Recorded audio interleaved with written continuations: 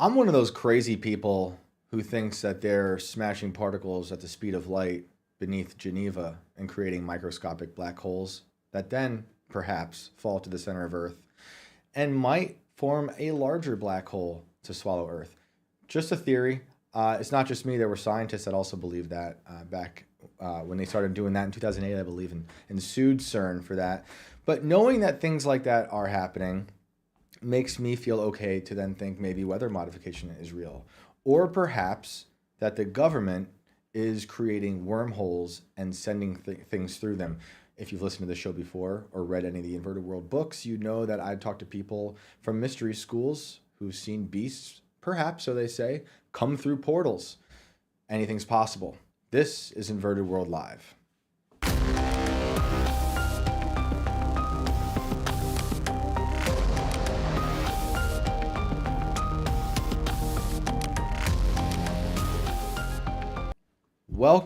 Welcome to Inverted World Live. I'm your host, Shane Cashman, and if you're watching, yes, I am a floating head in a dark room. I didn't know my sweater was going to be as dark as the wall. So for those listening, you are listening to a floating head. I'm a disembodied voice just in the void. Very existential episode today. But that makes sense for an episode where we're going to talk about secret technology that may be sending planes and other things into wormholes. I'm joined by Alex. What's up, Shane? What's up? I, too, am a floating head. We did not coordinate. Sometimes we do. But sometimes we do, yeah. Yeah, we're just on the same wavelength, I suppose. In this dark room. Someone said we're like recording in a dark closet. I'm like, it's actually a coffin. Yeah, exactly. Or today, it's a wormhole. Which is like kind of a great fear of mine, but it's all good. Yeah, but it's all good. We're here to help work you through that. This is therapy. Yeah. Wormhole therapy. Shout out to everyone tuning in. Shout out to everyone who's been listening to the episodes. We really appreciate it. If you want to share your stories, you can hit me up at Shane Cashman at scannr.com. Send me your stories. We'll bring you on. We have some callers today we're going to talk to. But first, we are going to bring on Ashton Forbes, someone I talked to a long time ago about some really interesting technology, and we're going to follow up today. Let's bring him on. Ashton, how are you, sir? Hey, Shane. Hey, Alex. How you guys doing? Good, good. While we were putting the thumbnail together and I was thinking about wormholes, I was wondering what you think Wikipedia is going to put at the bottom of this video today. Are they going to talk about wormholes? Are they going to talk about the Malaysian flight? Where do you think they're going to go? They only have one link. They don't really spend time yet with the fact checks on wormholes, although it's coming for sure. Like the narrative is moving too much. It's getting too mainstream, so they've got to add a new fact check. Nice. Wormholes aren't believed to be possible based on conventional physics, but they will add the MH370 is a plane that disappeared in 2014, and anything that anybody else says about it other than it crashing into the ocean is conspiracy theory. Oh, man. Well, I really hope today is the first wormhole Wikipedia link. I'd be stoked. So I usually don't like those links, but I'd be pretty like, that's a reward. I would be very happy. So I want to get into all that Malaysian stuff because you and I talked about this before on the Culture War about a year ago now, which is hard to believe. I was back in January. And a lot's happened since then, and you've been talking about it a lot and a lot of other things. But just before we went live, I saw you were tweeting out something that Mario Narfal, I always forgot to say his last name, was saying about a military contractor faking satellite data. That's interesting, and it will segue into what you talk about with MH370. But what are the implications of that? What does that even mean? Yeah, I think the main implication is nobody knows how to say Mario's last name. Thank you. Certainly not me as well. Narwhal? Narwhal, like that's what it is. Narwhal, yeah. Like the fairy tale unicorn dolphin thing. That's right. All those things. I accept them all. Yeah, but so I looked into that just briefly at a glance, and it looks like Lockheed Martin was basically faking some of their satellite data to make it seem like Starlink was interfering with their satellites when they actually weren't. Now, this just became relevant because in the MH370 case, there's only one strong piece of evidence that indicates the plane even went to the South Indian Ocean. Just one. There's no witnesses. There's just satellite pings to this company's satellite called Inmarsat. And their VP said that the data was good, assuming that it had not been manipulated or spoofed in any way. And you're like, why are you saying that? Like, this was something right after the data was released, and they waited weeks and weeks and weeks to release the data. And I just went actually as well and looked at some of Victor Ilanello's blogs. He doesn't really like me, but I think he did a good job reporting what was happening historically throughout the case. Okay. And in 2018, they looked at the final report of the plane that disappeared, and they found that the message logs don't match what was released previously. Ooh. There was a message attempt to the plane from the ground that started at 1802 UTC to 1843 UTC. This is important because this is right after the plane flew over Penang. Right. So if this was an emergency event, they couldn't land at Penang. The fact that they were the people were trying to reach the plane is really important. And 1843 is when I've identified that those videos are happening of the plane getting zapped through a wormhole in the Nicobar Islands. Right. So the fact that there was this, like the logs were being manipulated, I think that in order to manipulate the Inmarsat satellite pings, it would have been trivial. Like just a matter of just like changing one number in a column on an Excel spreadsheet. Right. And now the plane's in a completely different direction, different location. That's what's scary to me, because in preparing for the first time we talked, I went on that tangent about Lockheed Martin spy satellites. And you were talking at the time a lot about the global mapping that they do, global infrared mapping. And it basically becomes like a false, not a false, well, God is omniscient, but that's a false omniscience, because they're basically becoming omniscient in their ability to just real-time record Earth. But then if they're also able to then just fake stuff too, I mean, how do we know anything's real anymore? That's the problem with me. Well, that's what they want, right? Is that works to the benefit of the people that are hiding any types of secrets at all. If you can't tell what's real or what's not, then, and that's what we've reached this point of cynicism in society now, where neither side, nobody can ever tell if something's real or not. People that are skeptics or believers, you know, and I think that's why I find a lot of this is so important. So for me, it was like, okay, how do you show this stuff's actually real if you're never going to get consensus from people just looking at content, right? It's like, well, you have to understand what you're seeing. Right. For me, it was a matter of, we've got a real world event. Like once you figure out that that's a real plane that's been missing for 10 years in these videos, like, well, we can look into that event and we can find out that everything somehow corroborates these videos.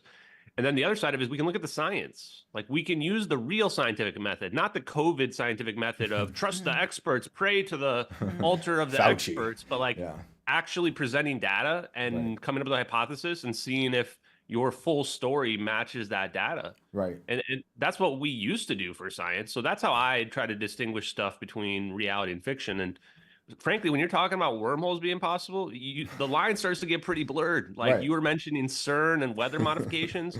These are real things that you have to like are actually possible if you look into the science, and you've got to then figure out, okay, like, can they actually produce a black hole? Now, good news for you, CERN is not powerful enough to produce a black hole. Hawking radiation, basically, like everything has black body radiation, so you're constantly radiating energy away. Right. And so the key is like, can you make the energy get put into a small enough area to create a black hole faster than it evaporates? What I saw from interviews from way back then was that they were saying they were worried about microscopic black holes that were not dangerous, but the lawsuit from the physicist against CERN were saying they could amass, and I think in what their quote was, turn the world into a sphere of strangeness.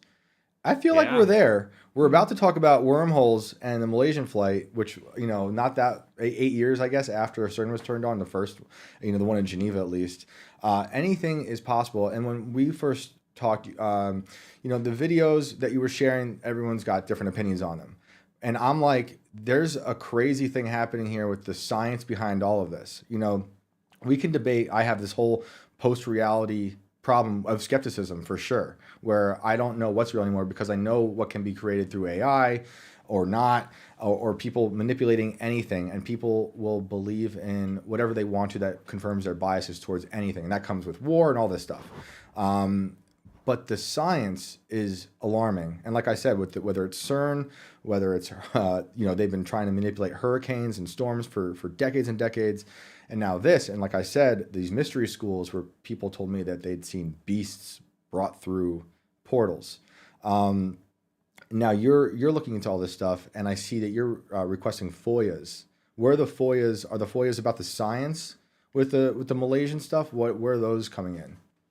I'm attacking from every angle. So all my FOIAs into the science went to the Department of Energy. I actually talked to a very nice lady who's like the FOIA requester there. And She helped me to figure out, because you have to actually FOIA the specific laboratories in the DOE, like Lawrence Livermore, lab. So you have to know like which ones are doing fusion research, and then like FOIA that one for exotic vacuum objects. And then like how do you even know they use those terms? If not, they can just call it something else, like or self-organizing plasma or what have you.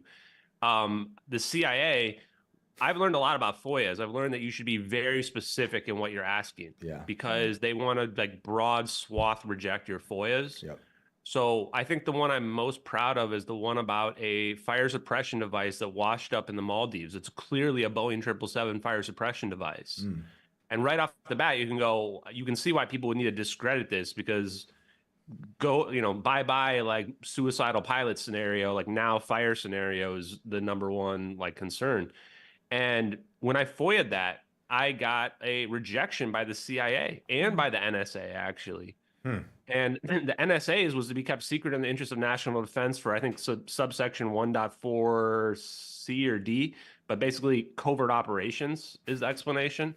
And then the CIA's was that same fire suppression bottle, it's classified in a way that they can't confirm or deny the existence because the records themselves existing is classified. And you're like, okay, because some people might say like, oh, well, but that doesn't mean they actually have anything. But it actually does, because when they don't have any records, and one of the 4 that I just got back like 2 days ago, they specifically said we don't have any records about Regicide Anon, which was this YouTube channel, which I didn't really expect them to, but like you want to attack it from enough angles where like when you piece it together, you're like, okay, clearly they're hiding something here. Right. Like a plane disappeared and they're rejecting all these FOIA requests for covert operations in the interest of national defense. Like, guys, it's a civilian airliner. This isn't some military thing. Like, what are they hiding? Right? When I filed a lot of FOIA requests for like true crime cases, or a mysterious death, and most of the rejections are, and some of them have been involved with military property, and I've had to go through, DC, and that one of them was weird because they turned it down saying they had no records of it ever, which I knew was fake because I saw records that were sent to them in the 70s. But anyway, typically they're turned down because they're ongoing investigations. So it's weird that they reject you, because that could be it. Perhaps you think they're still looking into this, or because it seems like it's dead on our side, like it's done. They gave us their official story, and that's that. Yeah, and the United States government is not even in charge of it, so there would be no reason for the United States government to have any investigation open at unless all. it was their tech was involved. Not in charge of the investigation. Australia was in charge because those nations in Southeast Asia there, like they don't have strong governance. So like Australia ended up being like the Five Eyes representative of they're in charge of this investigation. But that's where those doctored messages came from, is that the final report in 2018 was the final report where they added additional factual information there, and people found this sketchy message.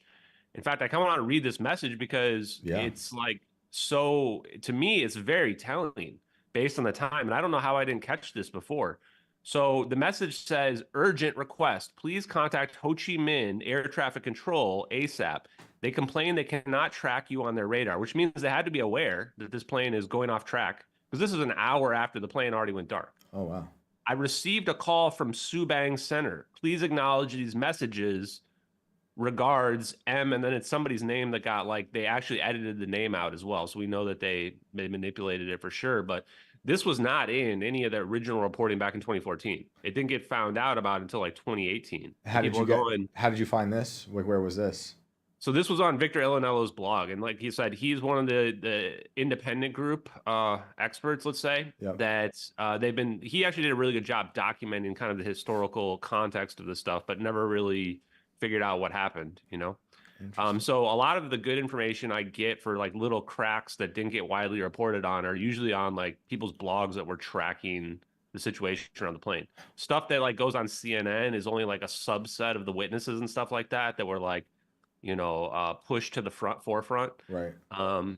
So yeah, just to like give people the background, like, man, with respect to this, like me and MH370X and the social media community that dug through this, like, did more work than, like, I can't think of any true crime case ever that has had more like evidence found out about it and dug up to the surface, from things like 2 Iranian passengers that were on stolen passports that were like changed their identity that were Yes. traveling together. Like, how can you sketchy tell that is story? Like, that's insane. You know, so on the plane there were 2 Iranian people with these fake passports. And how did we find that out afterwards?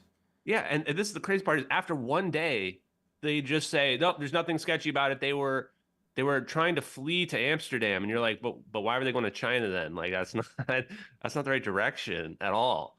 And like we know now that like Iran has been, you know, their major conflict in the Middle East. We were basically shimmying, trying to pretend to go to war with them. They stole one of our RQ-170 like super secret drones. They're now claiming a couple days ago that they've got weapons that are more powerful than nuclear weapons. That's right. Which people should take notice of that because nuclear weapons are obsolete now. Like people don't realize that everybody's trying to push nuclear atomic bombs.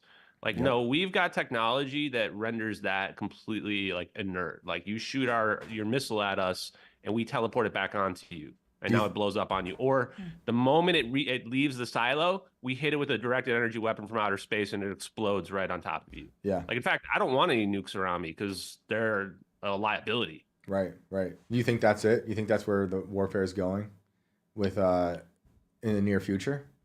Yeah, I've got it on very, very good authority that the military is knees deep in scalar weapons. So Maxwell's original equations were butchered by Heaviside and we lost the scalar potential. And it's really as simple as like one equation just has to be slightly modified where like the magnetic field times the del cross operator equals the magnetic vector potential instead of equaling 0. Like just one equation that got reduced. Can you explain what the scalar is? I don't know what that is. Yeah. So the best way to think about a scalar wave is if I have a wave that's going this way, and I have an exact reflection of that wave going the opposite way, and they overlap one another perfectly, then they're going to cancel out, and they're going to create mathematically nothing.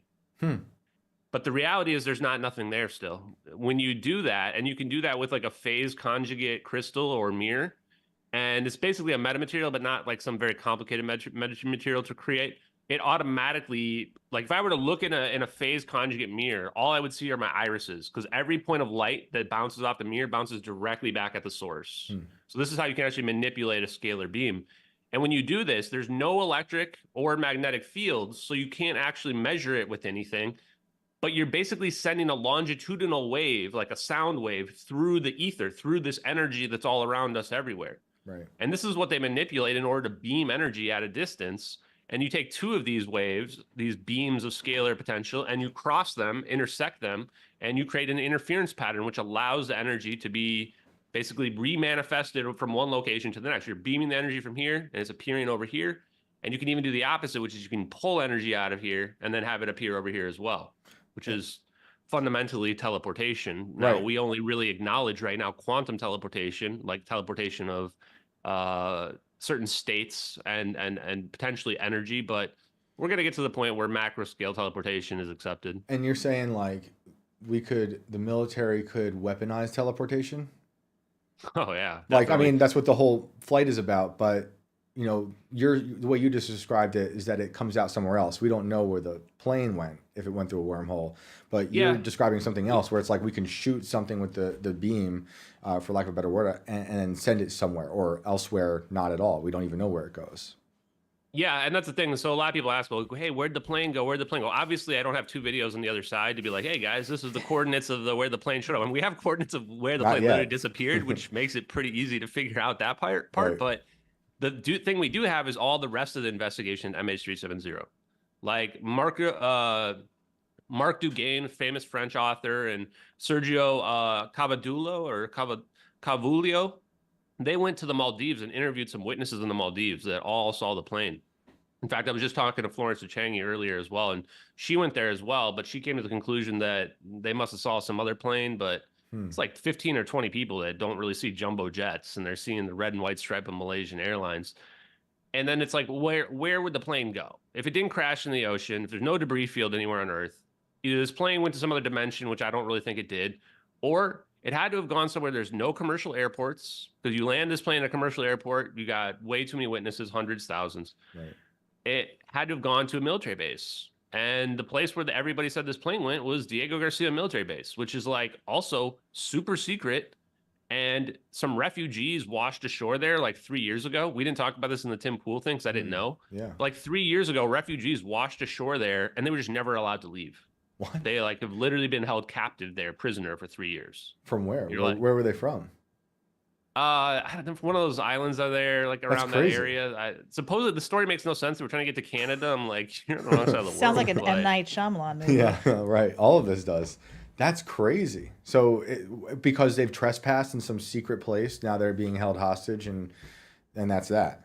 Do they have family? And there's like a humanitarian crisis. They were, and in fact, like people from the UK, these humanitarian groups wanted to go visit and see the conditions, and the government wouldn't even let them come visit. Whoa. And it was like been this huge thing. And I'm going there, I'm like, guys, you don't realize, like, why would they, unless there's nothing going, if there was nothing going on at this base, why would we be holding these people prisoner, not letting them leave? Like, clearly we don't want them to see anything. We don't want them to report about anything they're seeing on the base, you know, or like, right.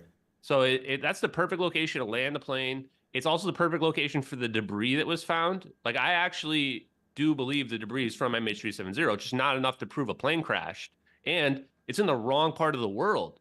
This debris washes ashore in Africa. Right. And they're trying to say that they drifted from off the coast of Australia.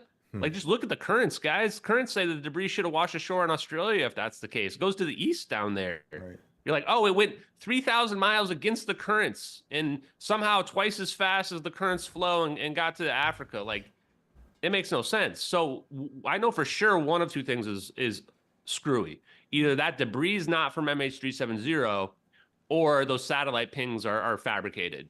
And I think it's pretty apparent based on these like comments by the CEO guy. And here's the response when it turned out that the message logs had been tampered with. Malaysian Airlines wishes to state that Malaysian Airlines has provided full cooperation and assistance to all respective authorities on the investigation for MH370, including the submission of relevant documents necessary for investigation. How is that even a response to the allegations that there's messages that were tampered with? Like, wow. That's just being like, hey, the authority told us that we should tamper the messages, and so we did. And we like, that's interesting. Crazy. When you say that you think it's the debris from the actual plane, you think that's from the fire that you talked about? And then yeah, I it's think falling that apart? the plane was damaged, and also I think when it landed, they just ripped some pieces off of it, or even disassembled it and just threw them in the ocean at Diego Garcia. And turns out, you look at the currents from Diego Garcia, perfectly matches all the debris washing ashore in Africa the way that it did. That's it's interesting. like, yeah, I know people don't want to believe that conspiracies are possible, but guys, Diego Garcia is like the only place this plane could have gotten to, unless it's on the moon somewhere on the dark side of the moon or just whatever, right? There's too many weird things with the story in general. You know, before we even saw the videos that you were sharing with us back in January, and, you know, everyone's seen those by now, I'm sure. You know, there's so many weird stories with it. Like the cell phones of the families. What was the deal with that? Yeah, the cell phones is another huge clue where it's like, I honestly consider this a little bit like P. Diddy and Epstein and some of this stuff where it's like, we see all this evidence, but it just doesn't like register. And then all of a sudden there's this big thing that comes up where it's like, oh, now he's being arrested and raided. And you're like, oh, turns out he was a sleazeball the whole time and all the evidence was right out there. And he like probably sexually assaulted Justin Bieber and we should have noticed, right? Yep. It's kind of like that where it's like the phones were still ringing for 4 days. The families are freaking out. They're showing the phones ringing on national television. 19 families are signing joint legal statements to the government asking them to look into the fact that cell phones were ringing because they would have to have some connection. They can't be at the bottom of the ocean if that's the case. Right. And if it was just one or two, that's one thing, but it's 19 guys. So you look at all this and you're like, okay, wait, it's obvious the plane didn't actually crash. Like planes leave giant debris fields when they crash. Mm-hmm. And we have like thousands of satellites in outer space. The military does. Like right now, the military is tracking 10,000 satellites right now. Right. So people are like, are they tracking every plane? Yeah, kind of. And especially when a plane goes rogue, they're definitely tracking it. And I'm guessing it takes less than 5 minutes for them to highlight that a plane just went rogue and off, the tracking system. It seems completely obvious that the people who run these satellites, like Lockheed, our government, the Five Eyes you mentioned, they know what happened. If they're like when the Malaysian flight went missing, was the global infrared mapping happening already? Yeah, it had already gone online in 2013, like fully online. They started shooting spy satellites in 2006. And in fact, NROL 22, what we see in the bottom left quarter of the satellite video, That was the first launch of the Sibber system. That's the only reason why we were able to connect it to the Sibber system. And then we find out, oh, yes, there's this infrared spy satellite tracking, mapping the whole planet. Oh, and they're also incorporating mid-Earth and low Earth orbit satellites into it, which is really important because the visualization we see looks like a low Earth orbit satellite. It's like at an angle as well. And there's a constellation of satellites. And so when you have a constellation of satellites, you're not looking down through each one. It's not like bring up this satellite. It's like, no, just beam the data to ground-based computers, and then we'll have a program, and I'll just pull up the program, and I'll go anywhere I want. If we had coverage, then I can see whatever that coverage was at that time in that location. And it's just like we did with Pluto. Like when we flew the, what do you call it? Voyager? Not the rover, but like, yeah, the thing we did our flyby of like Pluto, we're not like taking visual images of it in optical. Like we're scanning it, we're beaming it, sometimes with like synthetic aperture radar, which basically just beams it and maps it. And then they do a recreation using computers to see it. That's what we do with our tracking system now too. And it works at daytime and nighttime. And so it's like, technically what you're seeing in the satellite video is a computer rendering, but it's not After Effects. You're seeing like the government's integrated software with like some type of Google Earth technology. It's a collage, right? Isn't it like a digital collage of all these images that they're mapping? And essentially, aren't they just able to see anything happening in real time, even terrible events as they're going down? And then couldn't they intervene, but they don't? Like there's so many things that happen in history recently, you know, that are pretty horrific stuff. And you'd think if they could see it, they'd intervene, but they can't, because then it would let everyone know, hey, we're this false god patrolling the skies. Is that like where you're at with it too? Oh, 100%. And I think that's part of the reason why they can't tell you about the surveillance capabilities. Because once you know, then you're like, why are you letting all this evil shit happen? Yeah, dude, like since we last talked in January, and I've been going down to Lockheed Martin stuff and these spy satellites, you know, you find yourself in conversations and people say, oh, my phone, I'm worried about my phone listening. I'm like, it's so much worse than the phone. I'm like, these satellites are here watching everything you do constantly. There's no hiding, unfortunately. No, there's no hiding on this planet. And if you look at the Sibbers video on Lockheed Martin's website, you see how huge these scans are. Like they're thousands of miles. So there is no hiding whatsoever from the U.S. government. And that was 10 years ago. And they're actually planning a new upgraded version. I think is going to start in 2026. So whatever they're doing, they're about to make it even better, which scares me because like I feel like we're probably already past the point where it's like the Dark Knight, where they've got like echolocation of like every single, even inside your house. Like they're going to see you through the ceiling. Yeah. At this point. Yeah, I think that's very possible. I think that's already happening, to be honest. But the overall point is, if there was a plane flying rogue for 8 hours and then crashed into the ocean, we would 1000% have seen it. Like no question, no doubt at all. Even if we somehow didn't have a satellite in that area scanning that region, the next day we would have operationalized one to look at the huge area where the plane would have crashed and would have seen a massive debris field, and we'd have satellite imagery of it. The satellite imagery that like they had this thing going on where commercial satellite imagery was being combed over by like random people. The quality and resolution of that is garbage. Really? Like you can't even make out what a thing is if it's on the water. Wow. And so this led to a lot of people being like, oh, I see a piece of the plane there, but they're like literally just a mind playing tricks on you or whatever. What the government has, they can watch you working out on the ground. They can probably read a book that you are reading in front of you and see it with the satellite. So I think they can read your mind. They can probably read your mind because based on your. When you start getting into wormholes and ER equals EPR, which is the idea that macroscopic wormhole is equivalent to quantum teleportation from the quantum mechanical perspective, you realize that what Ben Rich said is very relevant, that all points in space and time are connected. And if that's the case, then psychotropic warfare becomes a very real possibility. Right. They can influence your decisions with social media. They can basically create a profile of you based on your habits and your interactions to determine what you're going to do at any given moment. Yeah. And yeah, I think a lot of it now is like this. I don't know if it's 4th or 5th generational warfare where it was like control over people's minds. Right. But now we're entering 6th generational warfare, which is going to be literally control of time and space itself. Yeah, I think we're there. So when you look at the Malaysian stuff, and you know we can get into the wormhole now and all that, what do you see that as? Has your opinion changed since we last talked over the last year? Is this warfare? Is this experimentation on behalf of some governments working in tandem, perhaps? Yeah, I think still that espionage is makes the most sense. Actually, right after we talked, there was the letter to Ashton Forbes. It was like 4 days after we spoke, actually. And that was the part. So when I spoke to you, I still wasn't 100% sure if this was like a rescue attempt or something. Mm-hmm. But the letter to Ashton Forbes, and I just actually uploaded with Daniel Price another interview earlier today. If people want to check that out, where we go through the letter, the entire thing. As time has gone on, I'm sure that letter was legitimate. And it basically wanted me to keep going, wanted me to look into the science, wanted me to not talk about Miami Mall aliens. Um, and it presents this idea that like the CIA or the intelligence community planned this operation from the beginning. It was always espionage against China. Robert J. O'Neill, the guy who killed Osama bin Laden, don't at me, my conspiracy theorist friends. I know they're going to say he didn't actually kill him, whatever. Anyway, he posted on September 8th saying that Malaysian Airlines Flight 370 was never a mystery and it was always a warning to China.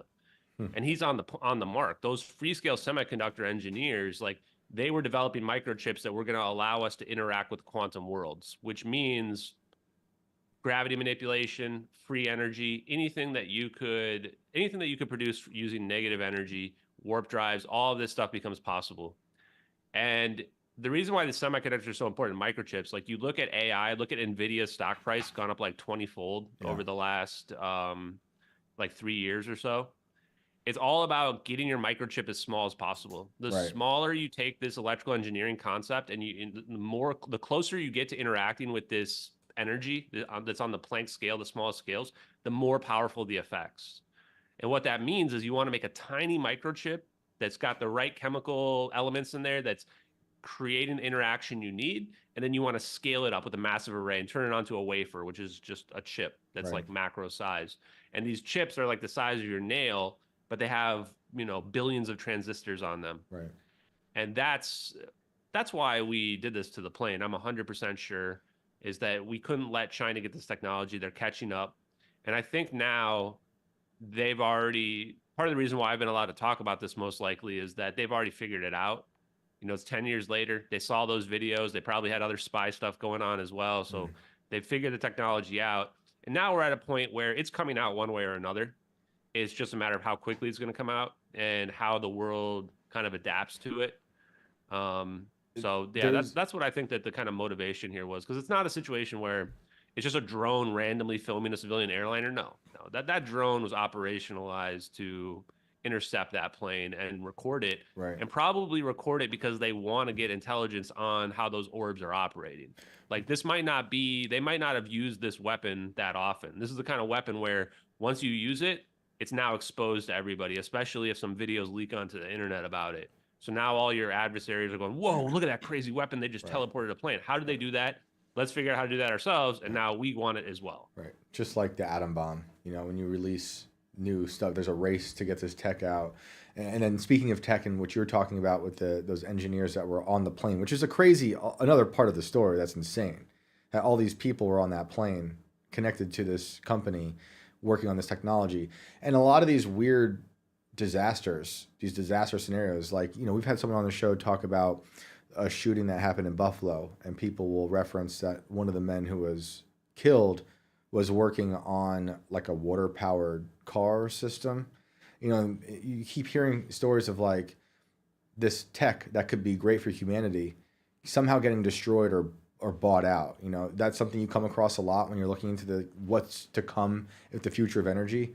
Oh, 100%. Because once you look at just the zap, if you're any true physicist, you want to know if you can trust a physicist or not, you show them just the zap of just the thermal video where you see the plane disappear in this black, cold event. Mm-hmm. Any physicist worth their weight in their knowledge is going to say you're looking at negative energy right there, because they're going to be able to tell that's cold, that's black.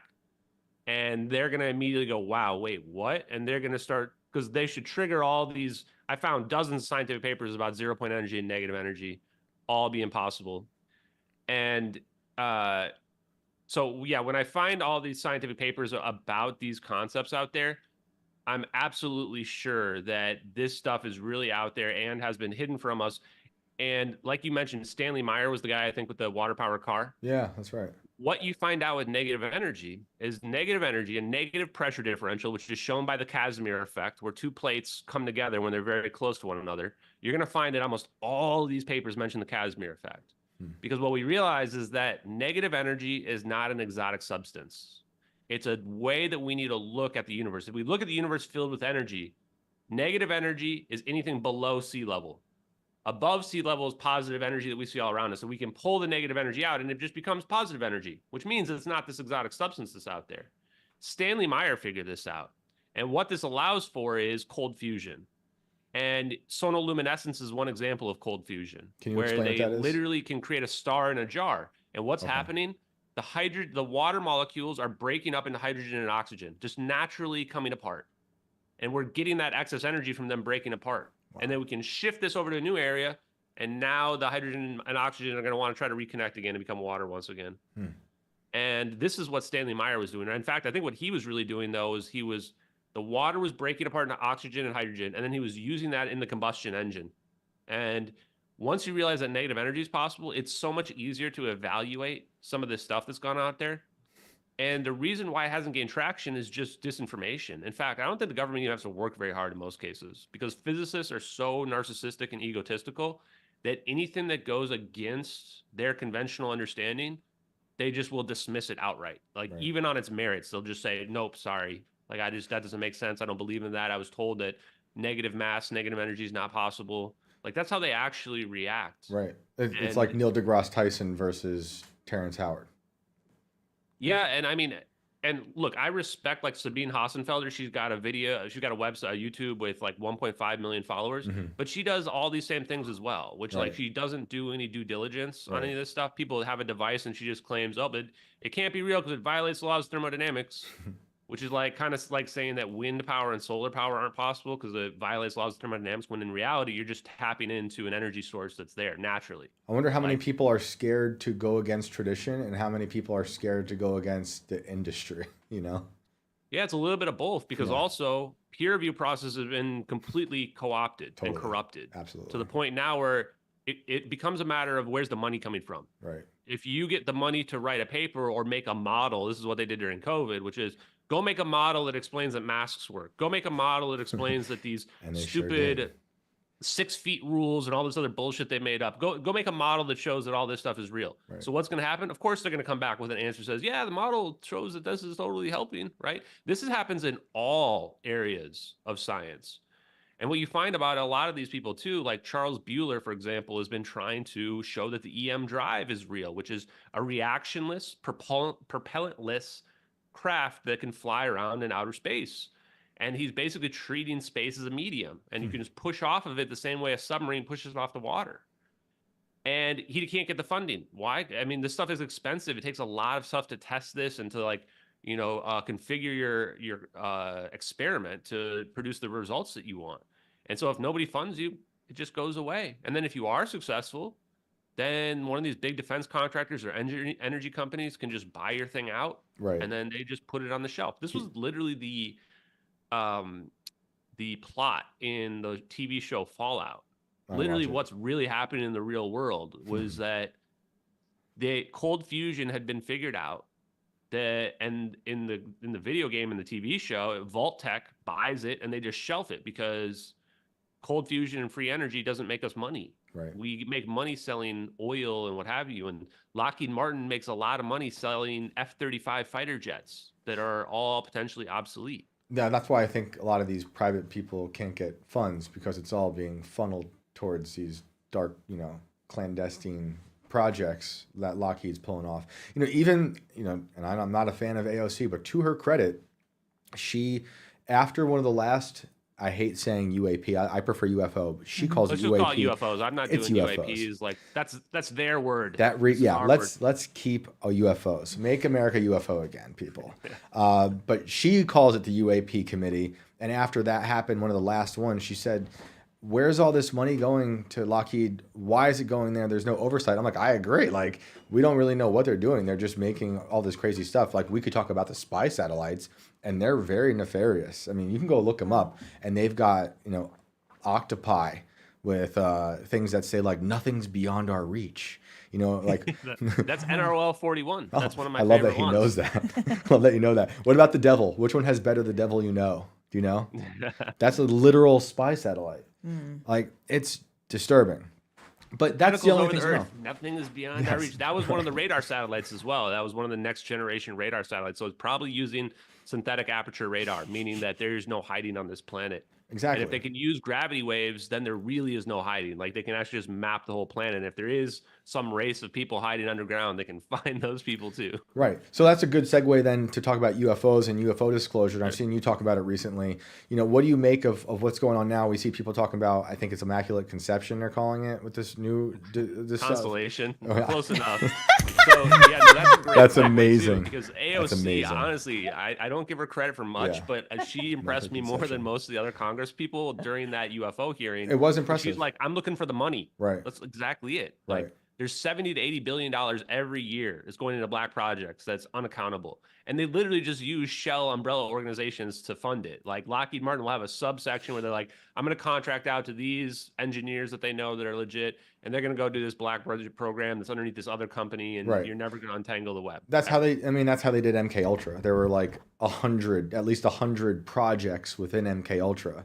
And they just kept popping up, and they just keep folding in and out of one another. But what do you make of what's going on the past year? I feel like it's ramped up. They're telling us whistleblowers, or we're seeing, the Tic Tacs people talked about even before that. New York Times was sharing an article about, a vehicle not of this planet. What do you think? Do you think this is extraterrestrial? Do you think this is just our government and Lockheed using our tax dollars to make fun stuff? Yeah, I think that from my experience researching all this and looking into it, the more I dig into it, the less sure I am about aliens at all in terms of what the nature of non-human intelligence is at all. I think that a lot of it is probably ours, and where it came from is a big question that I will leave to the other people to try to figure out. But it's almost like also saying, like, where did the atomic bomb come from? Well, we figured it out at some point, right? Like, where did the idea of 0 point energy come from? Well, we figured it out at some point. Or, maybe we dug up a craft, maybe the ETs crashed here. We knocked them down with a scalar beam because it's like knocking a surfer off their surfboard. And then maybe we figured it out from there. Truly, I don't really know. What I do know is that if I'm looking at a UFO, if I believe that a flying saucer can hover in the air like this. Wait, I'm not sure. You got it. I got you. Let's go like over here. Okay. If I've got this UFO hovering over the air like this, the distraction is, what are the beings flying in there? That's the distraction. What color is the skin on the alien that's flying that? The people that are the logic critical thinkers want to know, who's the puppet master? How is this thing floating in the sky? There's no SpaceX engines on this. There's no room for fuel. It takes a huge amount of energy just to levitate above the Earth and counteract the force of gravity, let alone zip off at hypersonic speeds or at teleport through a wormhole. They believe, based on conventional understanding of physics, that the amount of mass it would take to teleport through a wormhole is like the size of Jupiter. So an astronomical amount of mass. So it can't be hiding in this UFO. Right. So the only way for this UFO to be floating is there must be an exotic energy source. It must be pulling energy from the environment somehow. And then the question is, okay, is it solar? Is it fusion? What are they doing? The real answer is they're extracting energy from the 0 point energy field all around us, because we are in a field of energy, and that field of energy is not shallow. It is extremely deep. And if we were to pull energy out of it, it's immediately going to kind of level out again. Just like if I were to pull water out of the ocean, there's not going to be a hole left behind. Right. It immediately fills up again. It's an infinite source. I want to say real quick, I agree with you, but I also would be worried about who's driving. Because I'm like, like, what is their intention and why are they here? And why they keep abducting me in my sleep? Like, I don't know. But I know what you're saying. No, that's a great question, because, like, and that's the part for me, it's like, it's interesting to think about in terms of what is the non-human intelligence answer. And if I'm betting, like, to me, ancient breakaway civilization is way up on the list, because I don't see a lot of aliens on people's flip phones or whatever on their smartphones.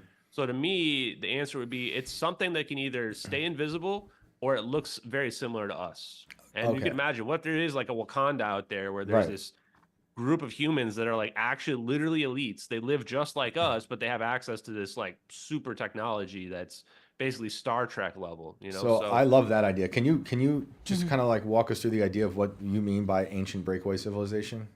Yeah, so for me, it's like we look at like you look at Graham Hancock's stuff where he's looking at all these ancient civilizations and he believes there was a ancient civilization. It's like our humanity is only like 10,000 years old, like from going from like hunter gatherers. So it's kind of like, wait, that doesn't make a lot of sense considering how advanced we are. So a lot of people believe that there was like resets that maybe happened. And if that's the case too, like if the universe right now, we think the universe is 26 billion years old. If you asked me a year ago, they would have said it's like 14 billion years old. So we just went up 12 billion years in just the last year. In fact, we might find out if the 0 point energy theory is correct and space is a medium, that the reason why we see all this red shift, which tells us that everything's moving away from everything else, it means everything's inflating. We might find out that's just tired light. And everything's not actually moving away from everything else. In which case, the universe could be infinitely old, and there might not even have been a Big Bang. If that's the case, why do we think we're the most advanced civilizations around the block? Right. You know, somebody could have been here before us. We could be the aliens that we landed here, crashed here, we forgot our past, and we've been living here for 10,000 years, not even realizing that we could be shooting amongst the stars. Like, I think people really need to think way outside the box on this. We need to humble ourselves as a species at this point and say there could be anything going on here and somebody could have been here before us, and learning this science about 0 point energy is not, there's no like prerequisites. Like it's a discovery of nature itself. And you're saying that it's possible that these ancient civilizations were super advanced. They bounced basically and are able to observe us using energy they were able to tap into, that now they're seeing us just like, you know, walking around like numbskulls. Yeah, we would be nothing to them. We are literally just primitives. We're cave people still. We think we're so advanced because we have lights and we can stream, live stream something like this in different areas. But like this is still, we're still Stone Age level technology. We're still clapping when we make a boom happen and a rocket go into the sky. Make big explosion, rocket go up. The aliens and what have you, or anybody else, not even intelligent, the breakaway civilization, they're looking at us. They're just laughing. Well, I'm about to bring in my next guest, Elon Musk, who does not like what you just said.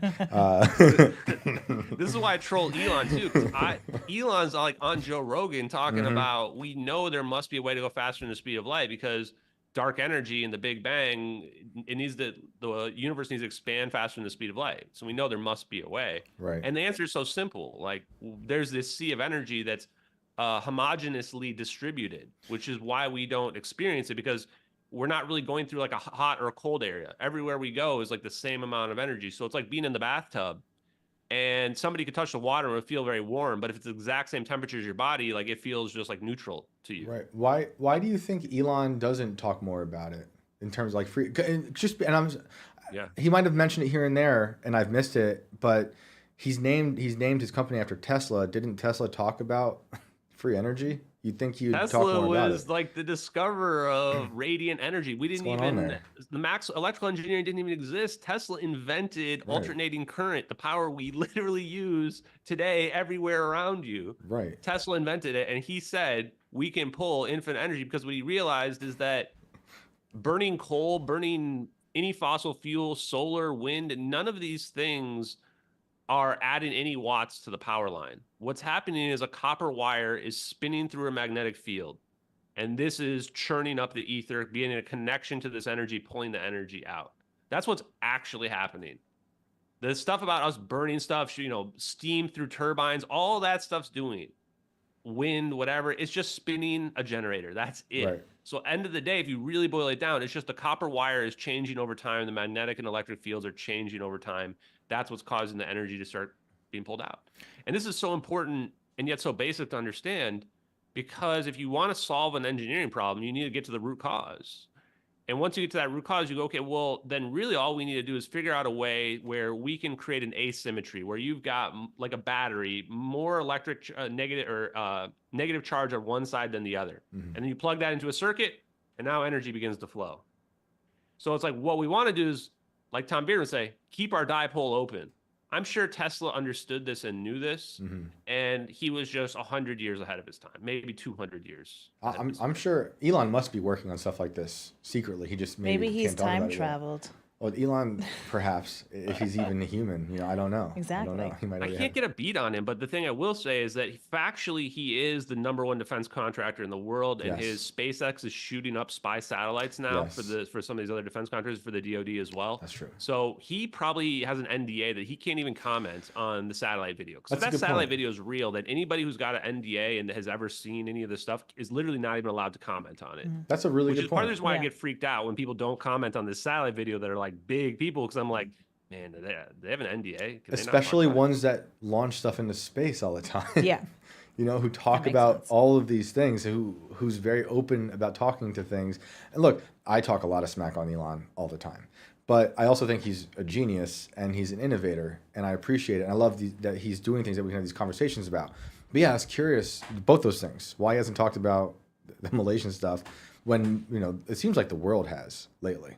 A lot of people have been talking about it, and everyone can fight over the videos and all that stuff. But I've been consistently saying what you've been bringing to the table in terms of the conversation around it is really interesting. And the theories, whether it's the science or that people should be worried about the spy satellites that are filming it, it's all very interesting. But yeah, I wonder what it is with Elon, or perhaps he knows he can't even mess with the industry of energy. Because what's the world going to look like if everyone has access to this?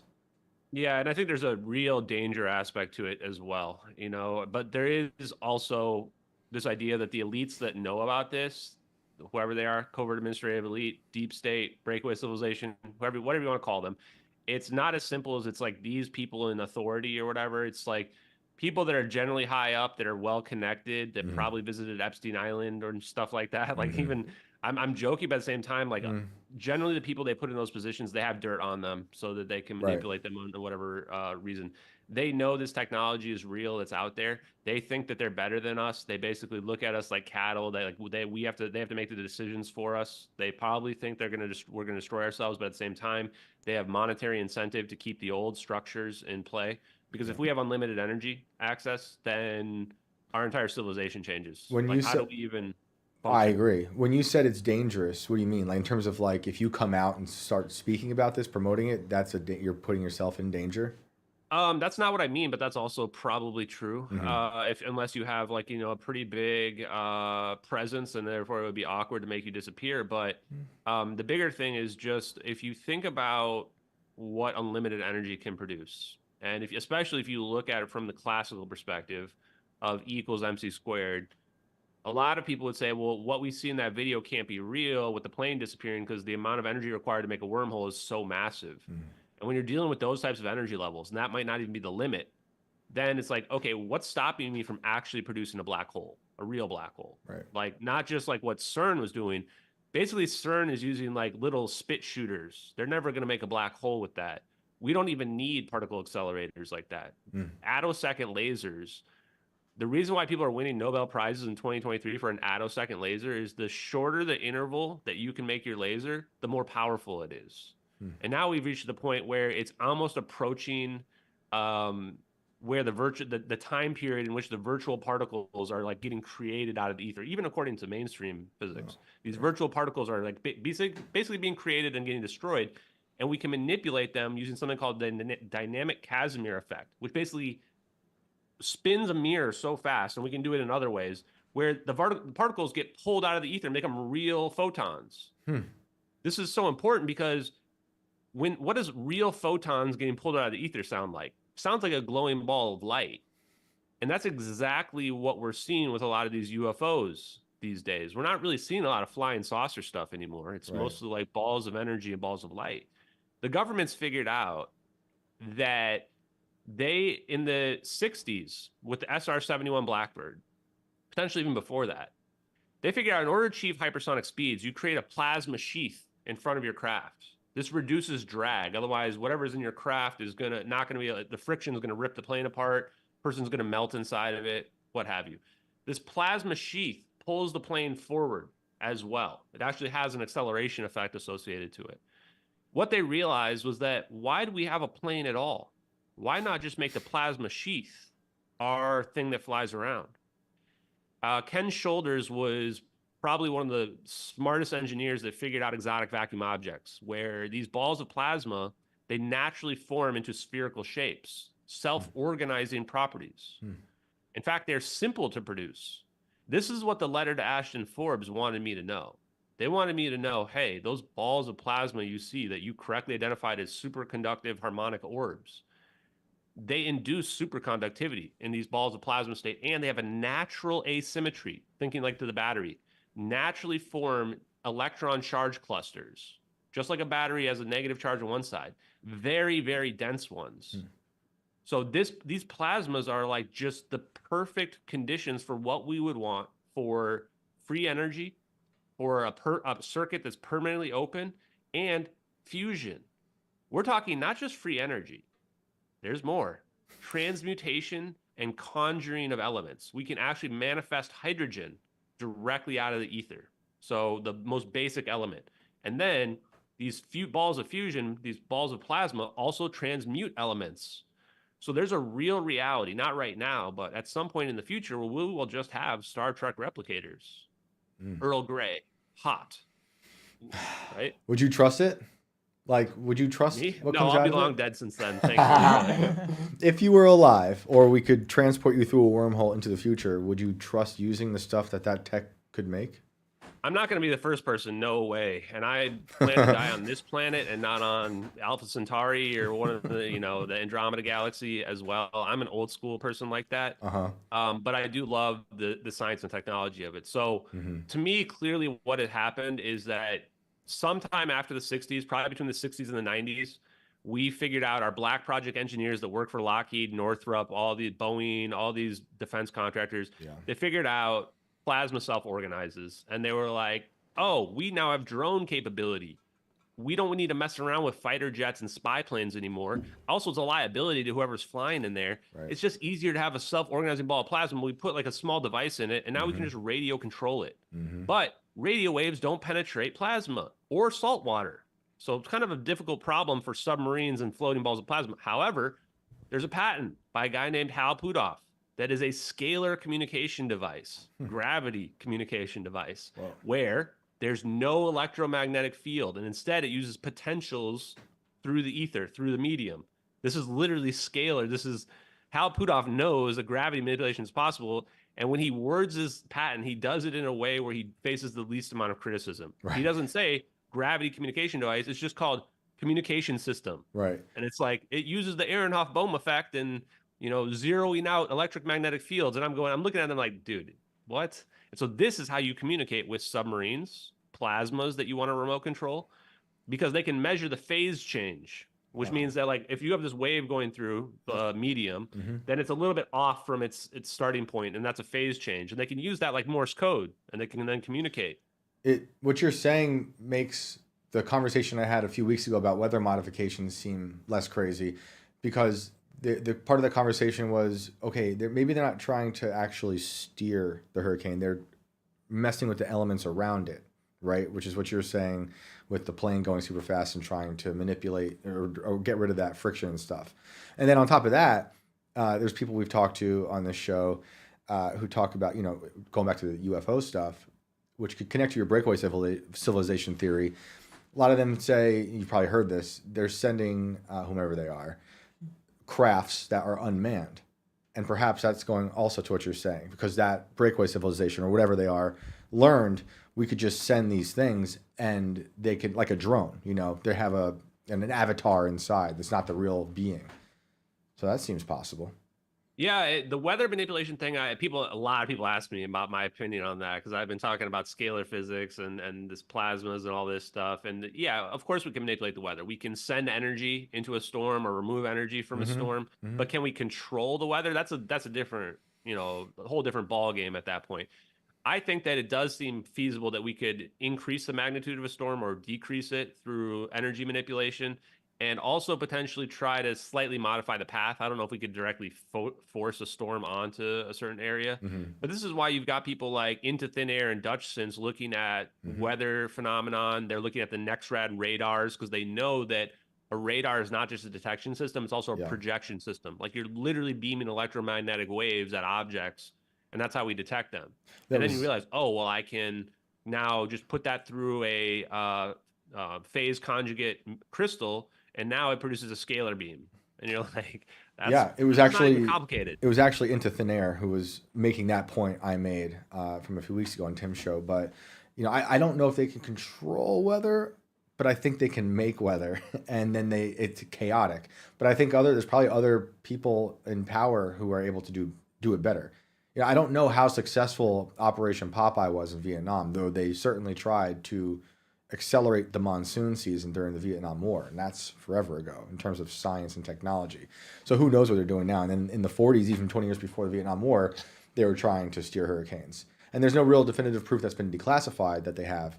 But knowing that they were trying probably means they didn't stop, which is the same stuff what you talk about, knowing that they've been trying to develop certain technology for decades. You're talking about stuff since like the 40s and 50s.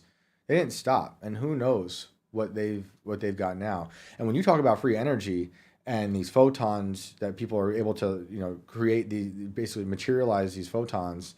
I hope I'm saying that right. But what kind of worries me is in the future when just anyone can have that, and it feels like it's going to shred space time. Like, is that something you think about? I think about it every single day. So, this is what I was talking about in great. terms of like they think it's dangerous. It's not That as is simple dangerous, as the yeah. elites are evil and that they just want to have this power and control over us. Yes, they do want that. Right. But they also are the main characters of their own story, and in their own minds, it's justified that. I honestly think they're just kicking the can down the road as long as possible because they realize, like I realized, that this technology is ultimately going to be the doom of our civilization. Right. At some point, someone's going to mess up. That's in the future. Two people are going to get mad at each other. One person's going to press the button, and then the whole planet's going to be gone because this level of technology is practically infinite. And the fact that it's simple to produce these balls of plasma, they just naturally organize like this. I was listening to this interview by Mr. X whistleblower, and it was just mind-blowing because it was 4 years ago, and he's already talking about everything that I've been revealing about these self-organizing plasmas are the number one secret that we're keeping from the world. And the fact that they're so simple to create means that once the world figures it out, everybody's going to have them. Yeah. And in fact, there might be civilizations that like this is what they first figured out before they even figured out like Wow. what we think of as standard power. Right. And then they started using it as like their propulsion. Like they might be making actual crafts that use these plasma balls as like the way that they steer around. Wow. And that could be how we figured it out if you believe that aliens crashed like during Roswell or whatever. Reverse engineered it or something. Yeah, then we just reverse it and we're like, Yeah. oh, okay, you can make balls of plasma like that. And this also means that all these fusion reactors they're building, these encased ones, they're all scams. Like just basically everything's a scam. Right. SpaceX is a scam. Tesla is a scam because Nice. he's using Tesla's name and he's not producing free energy with Tesla. Didn't he purchase the car prototype anyway? I've heard that. I read that somewhere a long time ago that he purchased the initial cars and then kind of reverse engineers those. Someone's going to have to fact check that one. That was a long time ago. But I like just piling on the fraud. Keep going.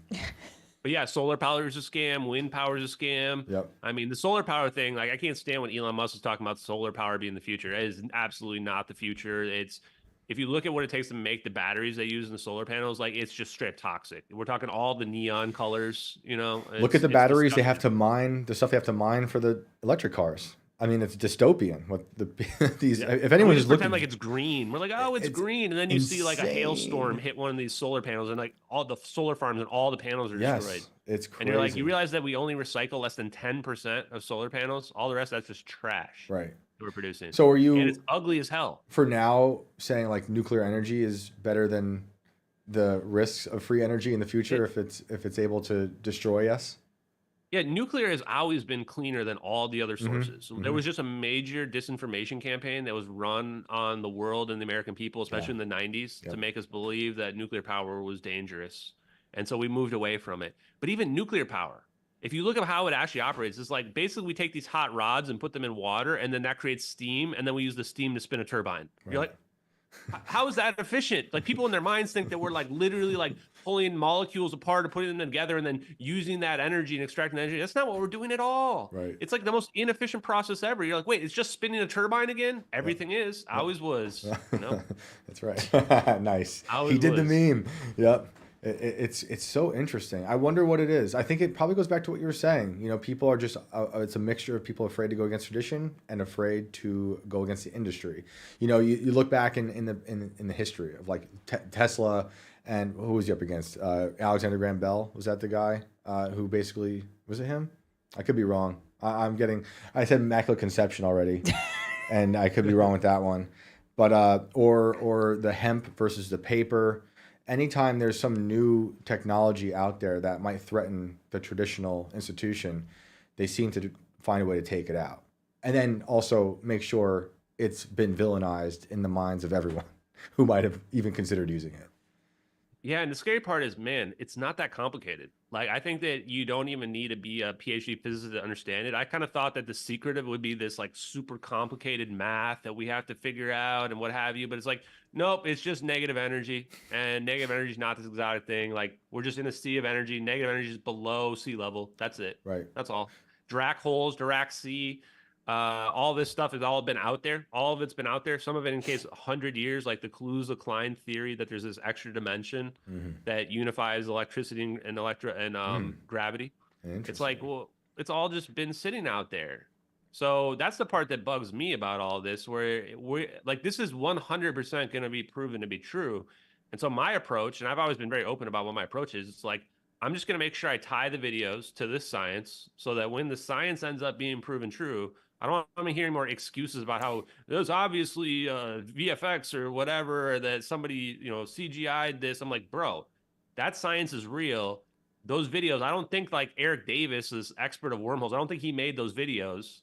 So if I were to like ask somebody, hey, go make a wormhole video, it's never going to look like that because you have to know the physics to understand it. I wonder if we're going to see other things in the near future disappear. Oh, we are. So I don't know if you've been paying attention, but here for you, especially Shane, because I know you got on Tim Pool and some of these other guys, like you want to be talking about plasmas and these self-organizing plasmas and name dropping Ken Shoulders as much as possible. Because this guy was not some kook. Like he was a hardcore engineer that researched these plasmas. Richard Feynman apologized to him. Richard Feynman, the Manhattan Project. For what? What was he? Apologized to Ken Shoulders because he realized that Ken Shoulders' EVO work was legit. And you're seeing already they're trying to get ahead of the narrative. Like a year ago, I was the only one on the planet pushing warp drives and wormholes. Everybody else was like, this is in the woo. Now we're hearing even Lou Elizondo talking about this. He was talking about Glenn Beck to the point where Glenn Beck was like, hey, you hear about that MH370 videos? Because Glenn Beck's like, I talked to this guy, Ashton Forbes. He was talking about warp drives and wormholes. That's right. And now you're telling me you're a whistleblower and that this is how the science works. Yep. They're getting ahead of the free energy stuff as well. I think Peter Thiel actually is working on a fusion device as well. I think monitor that very closely because what you're going to find out is that it's a matter of economic warfare where it's like every country is developing these devices and they're supporting these various inventors because whoever gets the first portable fusion device, you're going to have a major control over the world for the most part in terms of like you want to be that manufacturer that is selling. I'm so fascinated with all this stuff, but also very worried. And like what I said earlier with Elon, he worries me for many reasons, but I also appreciate his innovation. And you bring up Peter Thiel, and like he's another one who worries me. And then I also have to think about what I believe in regulations, which is I really don't believe in regulations, but I really also don't like AI. And like we were just discussing about free energy and shredding space time. How do you regulate something once the idea is out there? And for instance, with Peter, he funded Clearview, which is a giant face recognition that just scraped billions of pictures of us off the internet. And the CEO, I believe, of that company, his argument was, well, it's a free speech, First Amendment right. We can do that. And he's technically right, although I think it's morally dubious. And then you can apply what's going on with something like Clearview to what you're talking about in this energy stuff. And to me, it just gets super dystopian. Oh, it's going to. So I don't know if you saw Peter Thiel and Joe Rogan, but boy, I that didn't was yet. illuminated too. No. He brought up warp drives. Oh, He interesting. just all of a sudden was like, yeah, if an alien species get here, they would have to have some kind of warp drive. And Very he says, interesting. well, Joe, what if the technology is so powerful that any civilization would have to be either all angels or all demons to Right. contain it? And what he means is Right. like either we have to be fully altruistic, like you Yep. would never do an evil deed, Yep. or you have to have full fascist totalitarian control over your populace to the Mm. level where you even control their minds, because you can't have any Islamic jihadists deciding to blow up the entire planet. Right. In fact, there will be cults that will form once it's Absolutely. found out that we can make doomsday weapons that are Yes. their sole goal will be to try to destroy the planet. Yes. They and will bring have about the end suicide times. vests that emit black holes. Like that is the future if you're going to go down this way. And it's Yes. that way. Look how, like you said earlier, look how fast we've changed, how fast we've developed in the amount of time we know about, at least. So, well, man, we're gonna end it here. Do you have any final messages of hope and despair for the audience out there? And where can they find you as well? Yeah, you can find me at JustXAshton on X is the best way to interact with me. YouTube 3 nights a week doing live streams, TikTok and Instagram now as well. All JustXAshton for watching my videos. Yeah, my last message would just be, everybody has to come to terms with this information on their own. The science will be proven true of that. I'm absolutely certain. And what happened to that plane will get proven to be true on those videos. And the sooner that we all come to accept and understand this science, the sooner that we get to go to Star Trek world and we get to travel amongst the stars and do whatever else. And I want to stay maybe here. you can escape, and then we won't get, escape this planet. And you can escape the black hole doomsday weapons. Awesome, perfect. Well, that's a good optimism. Thanks, Ashton. I appreciate it. Thanks, Have a good Shane. one, man. Bye.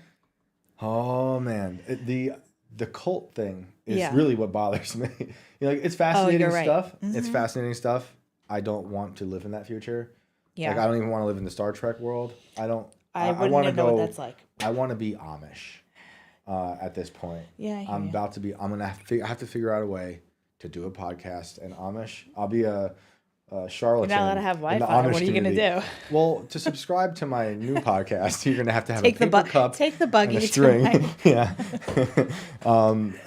It's just so alarming, but I think it's unavoidable. Yeah. Like people, give Ashton a lot of grief with the videos, and he knows how I feel. I even, like I've said to you, I think before, like I don't even know if the plane's real. Yeah. However, none of that matters because the science, the theories around it are real because people have been talking about it within the government for so long, and it goes all along with the weather modification stuff, or CERN, the free energy stuff he's talking about. This is what people talk about. How many times have we read about things in books from 50 years ago Yeah. that some other person in the real world is like, I can do that. Mm. It's going to happen to some degree. It's not going to look probably exactly like all this stuff that we talk about, but to some degree, I think it's going to come out. I wonder if he's afraid of flying. Of what? Of flying. Oh, I know. I mean, just the stuff about how, like they're just tracking you wherever you are so you can't hide. Mm-hmm. That's Oh, kind of that's scary. But that's true right now. Yeah. Like that's not even hypothetical stuff. Oh, yeah, no, that's That right. Yeah. you can go online and look up the spy satellites that they've launched up there.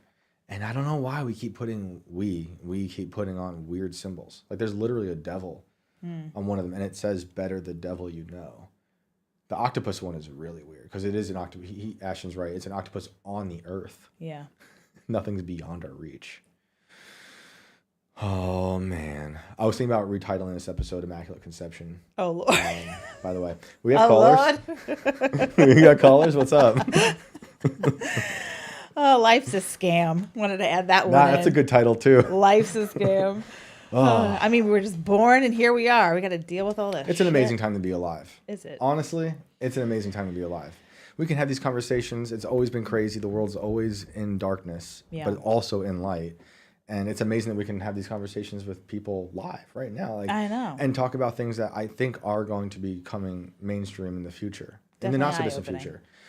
Yeah. Keeps you so thinking about these things. I don't want, I keep wanting to like make sure Although- people, I worry about people like Ashton who are just like hyper focused on this one thing. yeah. You know, yeah. I mean, I know they want to get it all out there, the information out there. I will but- say, and people out there know, like he's heavily criticized, Mm-hmm. and a lot of people have different opinions on the videos, like I do. Yeah. But he started a conversation And now it's. that a lot of people are having, Yeah. and videos aside, whatever aside, however you feel about it, it's fascinating to think about the future of war, of science, of how we use energy. Like Tesla literally was talking about this stuff not that long ago. Yeah. In terms of human history, and now we're at a point where that idea has leapt from the man who might appear to be kooky, talking about Tesla, not Ashton, although I guess both can apply, or Elon, Elon. And now it's an idea that people are really starting to consider. Mm-hmm. You know, it's a possibility. Yeah. I always think about my grandma, you know, coming over and having horses mm-hmm. and no technology, and she was, you know, raising kids as they were supposedly going to the moon. You know? You missed your calling to be a weatherman, Shane. Allegedly, yeah. We did not go. No, I don't know what we went to. I think we maybe went through a portal to another place. Just love your portals. Or Stanley Kubrick filmed it. But who are our callers? Let's see. Well, actually, our brother and sister duo are not in the room right now. So we got the big cheese. Okay. We had a little bit of a hiccup before, but let's see if he comes in. Hello. Okay. Are you there? I think his name is Dean. Hello. Are you with us? Have you gone through a wormhole? I cannot hear you guys at all. I don't know. Here, let me. I don't know. I got in the world is on or why it's not working. Do you guys have any of that? How about I just say, tell us your story, and then. Yeah, perfect. We may not be able to respond. We'll respond afterwards. Okay. Okay, just tell me when to start talking. Do it. Go for it. All right. When I was freshman in college, me and my roommate, we actually went to Waffle House to do some late night studying because we had a quarterly exam that was coming up. And we got back to our dorm about 1:30 in the morning or so. And we were up in the mountain areas, and we were in private Christian school at the time. And what ended up happening was me and him were sitting there talking, going over the test that was coming on Monday. And he started talking about his new girlfriend that was dating at the time. And then all of a sudden, started seeing like these really weird shadows just jumping all over the place. They were jumping from left to right constantly. And I saw him at first, and then he started seeing him, and the reaction was like, "Is something there?" And then we finally just admitted to each other that, yeah, we're seeing something's going on big time. So it went on for about a good couple of minutes, and then all of a sudden felt this very sharp pain on the left side of my body. And I looked out, and where we were at, where we were actually at, they were about 7, almost like barrackses. They're only maybe like a single story. And when I looked up to the top of the building, there was a man-shaped figure that was standing on top of the building. It almost looked like I don't know, almost like a Green Arrow. I mean, he had no like cape or anything like that, but he had a hood on, and you could just tell that there was just something really, really off with it. There was just this darkness over his face that just still just pierces my soul to this day, just even thinking about it, just going back to those pictures. So we were sitting there, and being first-year theology students, we were like, what on God's green earth do we do? And if anybody knows anything about Deep South, when you're in the middle of mid-September, late September, your window doesn't get cold enough to freeze, and my back windshield and my back windows instantly froze over. And both of us looked at each other like something beyond another realm is here. And so we went back to biblically what we believe in, and we just started rebuking it. We started doing all the other stuff, singing praise and worship songs, reading scripture, trying our best to figure out what was going on. But we knew in our heart that this was just pure evil, and it was something that it's hard to explain. But as the shadows kept bouncing back and forth, and they were all in the shape of men, as it kept bouncing back and forth, we were singing praise and worship. They would come close to the car, but then they would something would freak them out, and they would just run straight back. to a good distance, maybe about 15, 20 feet. The one that hit me with the on my side, which I actually had a bruise on my leg that started going up to my side it stayed. Oh man, I had that bruise for at least almost a month to remind me. That one that was sitting on top of that building was the only shot they were able to get off, and after we started singing praise and worship, he bolted as fast as he could. So we sat there, praise and worship songs, singing. We were doing everything we could to try to just keep at bay what was going on. And we honestly had no idea how bad this actually was. But these shadows would go back and forth, and they would turn into this like red ball of light when they had to move quickly.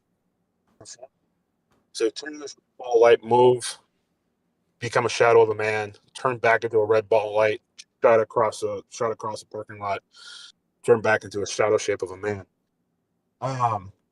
This went on, it felt like forever, but maybe in actuality, maybe 10 minutes. So we're sitting there praising, worshiping, we're doing everything we can to keep him at bay. And all of a sudden, there's this creature that it was like almost the devil himself showed up in almost like a dragon form, just watching over this fight that was going on between us and spiritually what was going around us. And it was over a dorm of the girl that I was dating on and off at the time was there, and it landed right on top of her dorm. I couldn't tell you if it was a dragon, it was a creature, or what it was, but it was almost felt like this purely almost like the devil himself just looking over his fight. And finally we just looked at each other, and you know what, we said, God, if you're pleased, this is over, we are done, just end this now, please. And it was a clear as night. I mean, you could see every star. You could see all of heaven above us. The full moon. It was absolutely beautiful. It was arguably the most beautiful, clear night that you could actually see. And we saw 4 shadows of almost like rings with wings. It was really strange. They were very big. And they came flying through the parking lot like crazy.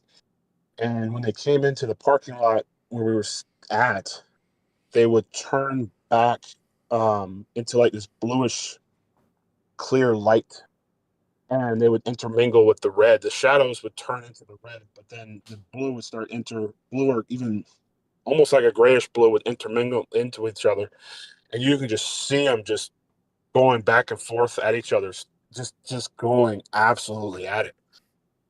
And it lasted at least another 20 minutes after that, and then it was gone.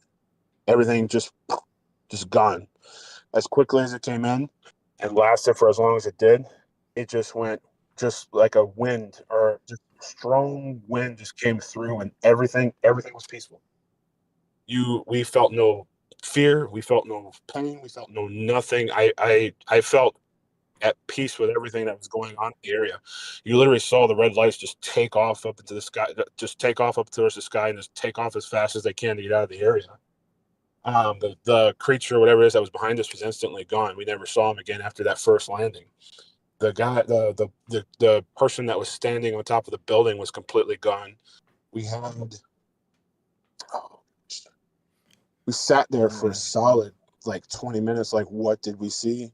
What did we know? What did we feel? What, what was this? Physical thing punched him, and how did it heal? My grandfather was a missionary overseas.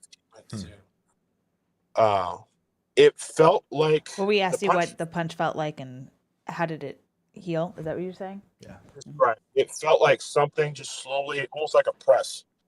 Like it felt like a press up against the side of my leg that just kept getting more and more and more, and then it was just like a sharp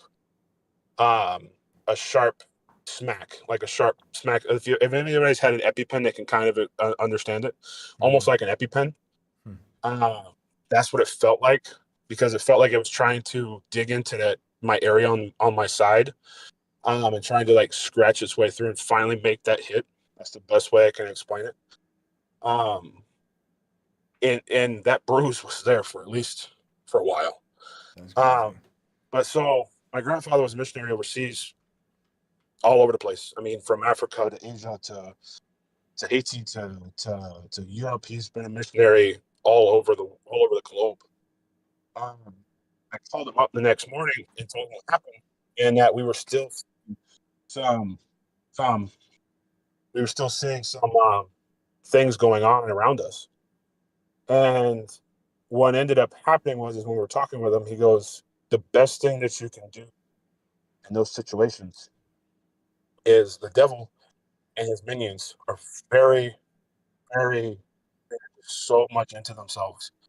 They think that when they walk, they have the best walk. They think that when they attack, they have the best attacks. They are so full of themselves that if you ignore them, it makes them mad, it makes them angry, but they lose their power at the same time." So he always told us the best thing you can do is rebuke it and then ignore it. The minute you ignore it, it ends. So we're like, oh, okay. So us being young kids, we didn't really grasp that concept yet. So as the days wore on, we finally got up the nerve to tell our roommates in our dorm that we were in. And they were praying with us. They were like, one of our roommates wrote down a scripture verse. He also wrote down the rebuke of what we went through. And when he tore all the letters up, or tore up the letter into a bunch of teeny tiny little pieces, he just threw it up against the side of the wall. And as it fell down, it came to this like very almost perfected smile, evil smile that just sat there and just, it had eyes, it had a smile with the torn up paper. And you're just sitting there looking at him like, we had no idea what to do. We were just sitting there like, oh my, what? Did this just really happen? And so we all started praying, rebuking, everything like that. The next day, I got up the nerve to tell this girl I was dating on and off. I said, look, I started off as, I had a weird dream last night.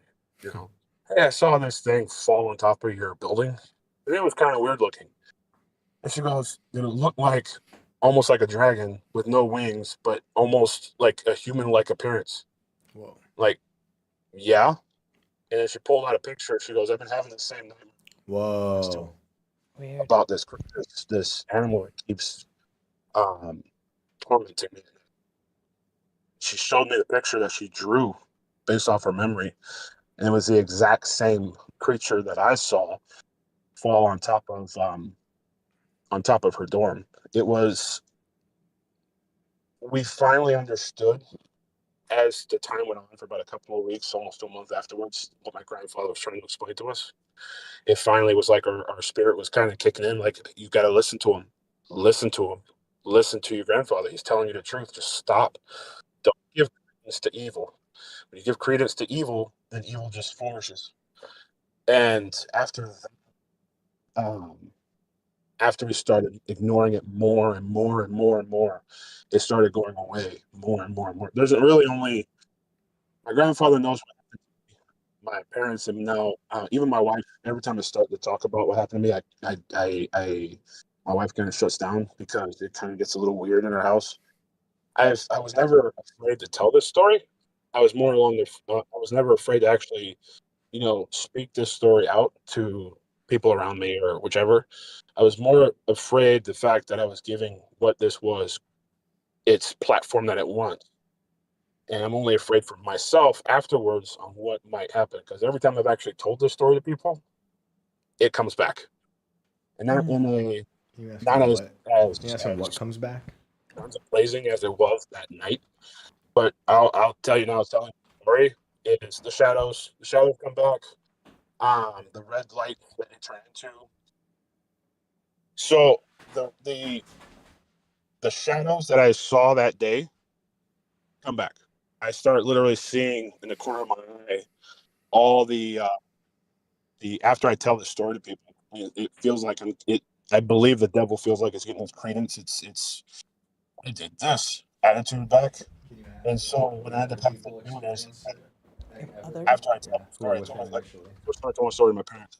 Next week solid, I had to just pray. I had to sing. I had to read scripture. I had to do all this nice stuff, all this wonderful stuff that I needed to do. I have other people experiences. Was it his Yeah, roommate that and experienced it? I think so. They were in just the school together. as far as clarify that question, as far as other people that I know outside of what Who happened were to with me, him? Yeah, who are with you? Yeah, Oh, uh, can you hear me? other people that I met that have this similar situation. the people who were with him the first time they saw it in school together. I'm curious if when Oh, my the only person that was with me at the time was that was the only person that was with me at that time. Me and him have had a falling out, and he refuses to talk about it ever since. Oh, wow. He had a really rough time at the school that we went to. I think it was just the constant just pressures of being out and about on his own, and the constant pressure of what happened to us literally within the first, I don't know, 6 weeks since we started school. Um, he had a big falling out with everything between me and him over everything that happened.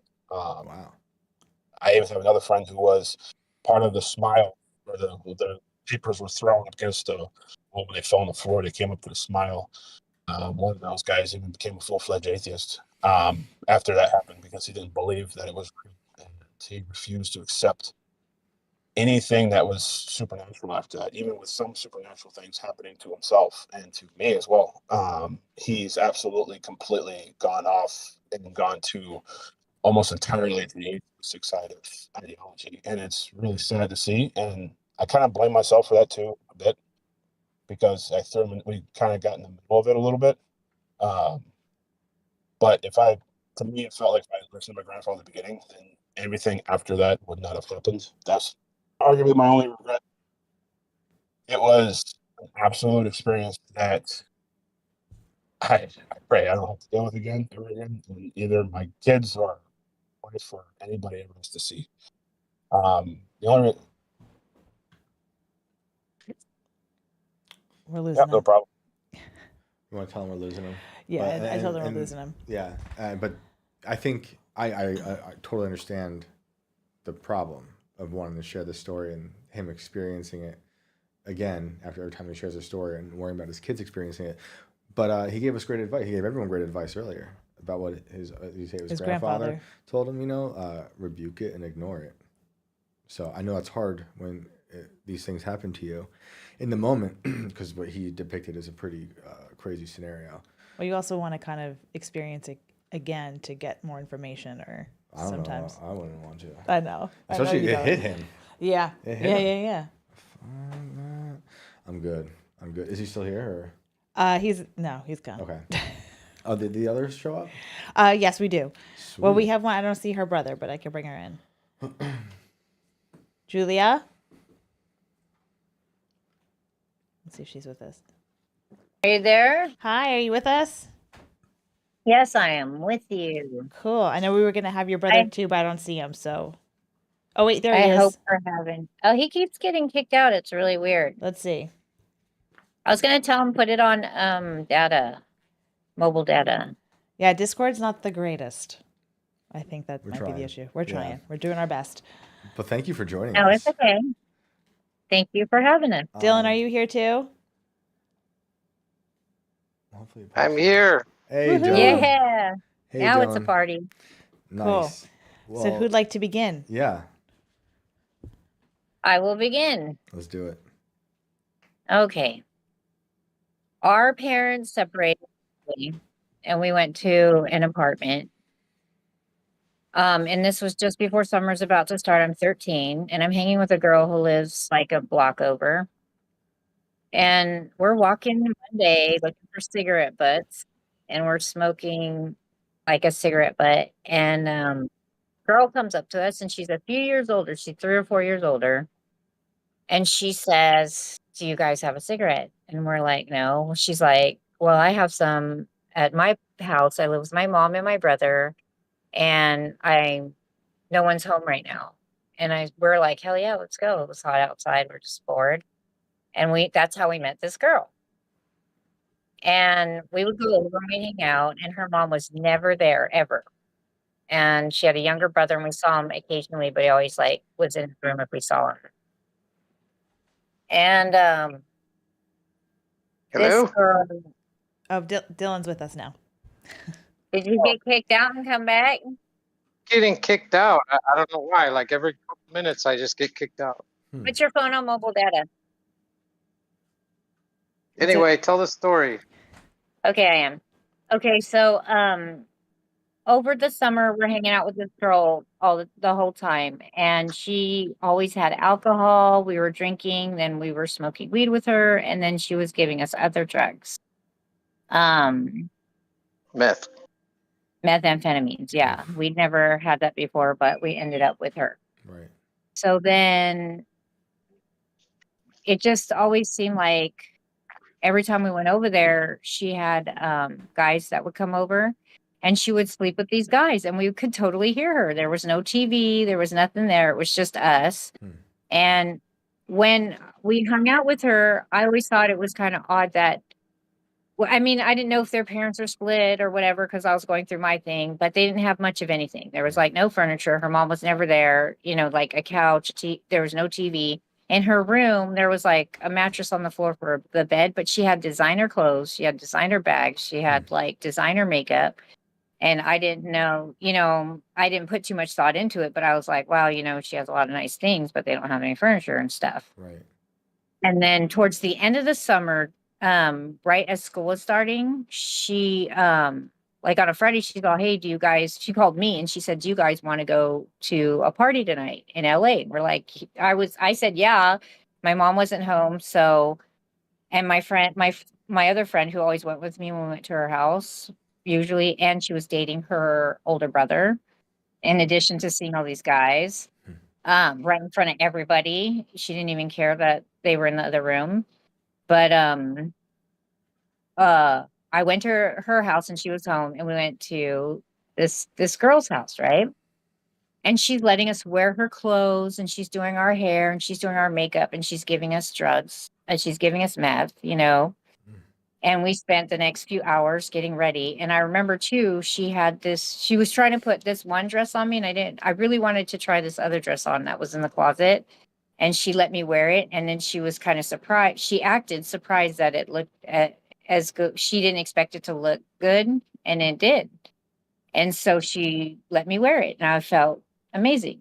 So we're all dressed up, we're ready to go. Her phone rings, and a girl outside in not a super fancy car, but a really nice convertible driving. And there was another girl our age, like 13-ish, in the car that we didn't know. And so we're just laughing, having a great time. Kelly's up front with this other girl. And all the three of us are in the back seat. And we're talking to this girl and we're just girls having a good time. And then we see signs. We're like, LA, oh my gosh. We're like starstruck and everything. And we don't really pay a lot of attention, but we did notice when we started going away from the city and we were going like up it seemed like a big, you know, hill or mountain or whatever. And the houses were few and far between. And we get to this house that has a gate at the bottom of the driveway, and there's someone there, and they do something, and the gate opens, and we go up. We drive all the way up to this house, and there's no like valet or anything like that.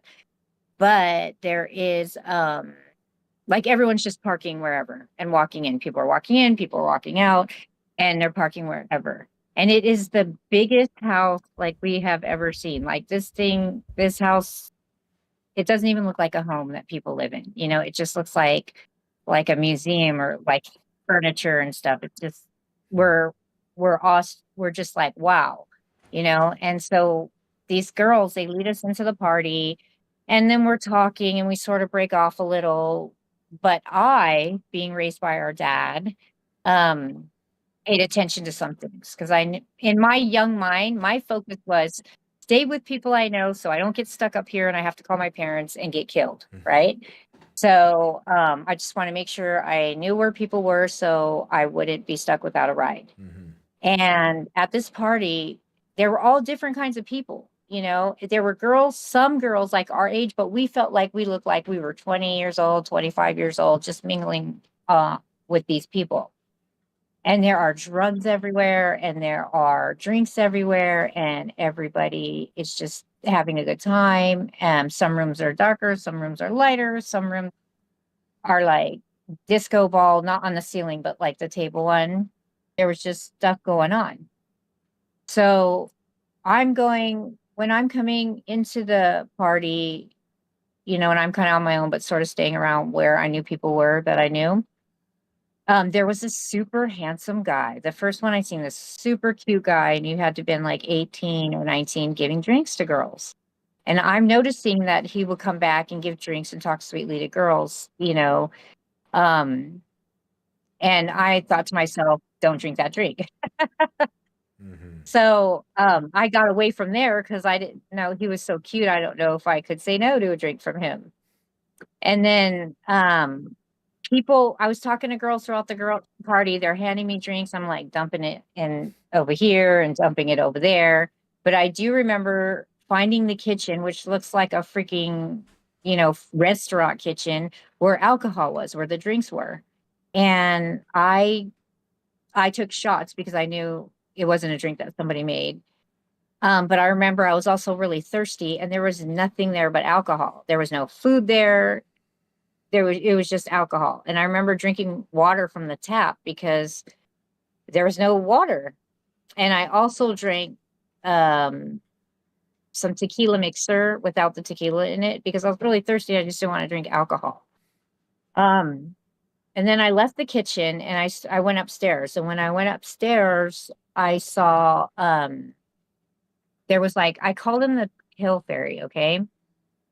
And I call him that because back in the 90s, they had like raves and club kids and stuff like that. And he's totally stuck out because no one was dressed like that. And he was like super bright lime green, just sort of dancing around, very flamboyant, just putting something in people's mouths, which I think was a pill. And I thought to myself, I don't want that either. So I ducked in a bathroom. And I waited what I felt was like long enough that he was probably gone. And then one of the girls who was with us, actually the driver came and got me and said, hey, I want to show you like this balcony, right? And so I go and I look with her and she gives me some more drugs. And so like, I think they were just keeping us on drugs. I don't know at that point where anyone else was. And at that point, I'm just trying to really explore this huge house. It's just blowing my mind. And so I go where there are some other people I see hanging out, and I go in a room and I see somebody that you just can't mistake who she is, right? Like other people, if there were celebrities there and other people, I may not know because our parents really kept us sheltered on movies and things like that. So I wouldn't know, maybe, maybe not. But her, you could not mistake her if you saw her. And she was the daughter of Ed Bundy in the Married with Children show. Oh, Okay. Christina Yes. Applegate. Yeah. And Yeah. so you can't mistake her. And she is just hanging out with some people. They look kind of tired. And in this room, people are doing drugs with needles. Okay. Jeez. And I see her use a needle between her toes. But I'm staying away from that, what's going on, but I'm starstruck and I'm just like looking at her and talking to people in the room. Okay. But I'm like, oh my God, you know, look at that, look who's there. And, but then I had been in there for almost 2 hours and I realized, you know, I need to go find the people I'm with. Oh my God, what if my ride left, you know? And so I went and I found the girl that I know that I actually came up with, and we kind of stuck together. And then we found Kelly, and then eventually we left. But when we left, the third girl that was in the car, she was not in the car with us, you know. But in my young mind, I'm thinking like, oh, maybe she knew somebody, maybe she left early, you know what I mean? Maybe she didn't leave. But our driver left, the girl we were with, who brought us, and then they brought us home. We went home, we slept it off. But now that, you know, these days with the whole Hollywood parties and things like that and young girls and trafficking and stuff, I couldn't help but think, gosh, you know, how close did we get in a situation? And the girl I went up with, I don't know if anything happened to her, but something might have, because her whole attitude changed after that. And so I still knew that girl. We still hung out for a little while, but then we moved. Me and my mom moved across town and we kind of lost contact and we changed our phone number. And that was the last I knew of her. but it was really some things just, you have a sixth sense or kind of a sense when something's kind of off. Mm-hmm. Something seemed off about the apartment. Something seemed off about how things were. But when I was so young, I didn't really just care about what my instincts were telling me. You know what I mean? Yeah. Wow. That's crazy. So having seen that so young, you had an insight to, I think, what's true Hollywood. Yeah. More earlier than most other people, probably. I wonder if you were surprised when you heard all these other type of stories coming out with the Diddy stuff, all these years later. Yeah. Oh, yes, most definitely. And I just was shocked and we were really sheltered growing up. We grew up Baptist, Mm-hmm. like Southern Baptist family. And so we weren't allowed to do or see anything. So potentially there probably were other people I could have recognized should I have known who they were. Right. I was in another situation that wasn't Hollywood type where I went with a couple friends who knew somebody else who said, let's go to Rosarito. We've done it before with these Mexican dudes. And we went to Rosarito in Mexico. I don't even know these people. And it's a really nice house. And it's like off a cliff. And you could walk down these steps. And the beach was all rocks. There was no sand. It was just big round rocks. And the whole night I felt weird. And I was just trying to stay away from the guys and the owner of the house. And everyone, there was no music, no TV, nothing. It's just everyone sort of standing around fires, drinking. There's about 8 or 9 of us. And then the guy took us to breakfast in the morning and then took us back across the border. But less than a week later, just under a week later, just the guy and the owner and the guy he was with came to where I lived and was banging on my door trying to get me to go again. And I was like, no way, I'm not going. Wow. And I was friends. I wasn't with them. That's I'm like, I'm not going.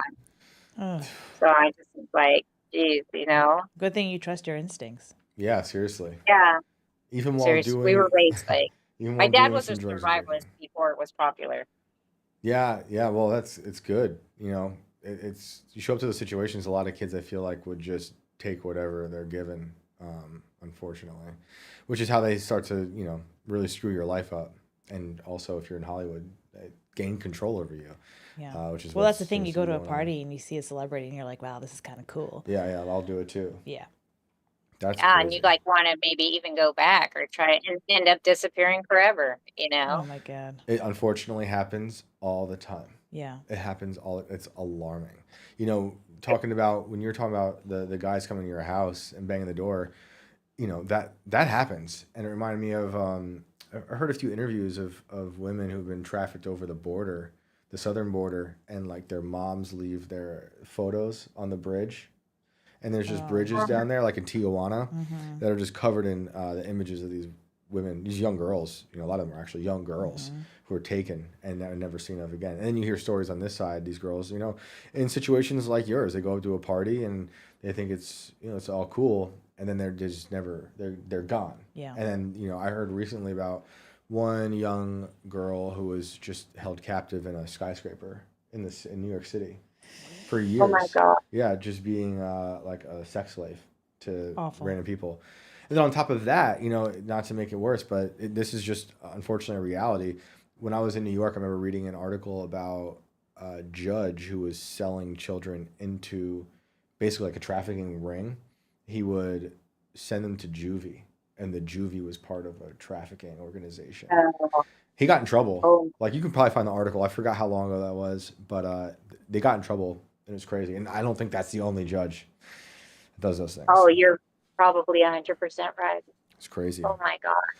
Wow. Well, that's And they all keep it quiet. Like he goes down and says nothing to keep it going, of course. Yep. Like he got busted and that's how it goes for him. Well, Dylan's here too. Did Dylan have No, anything to he's, add? Dylan yeah, he got got- yeah. Oh, well, Yeah.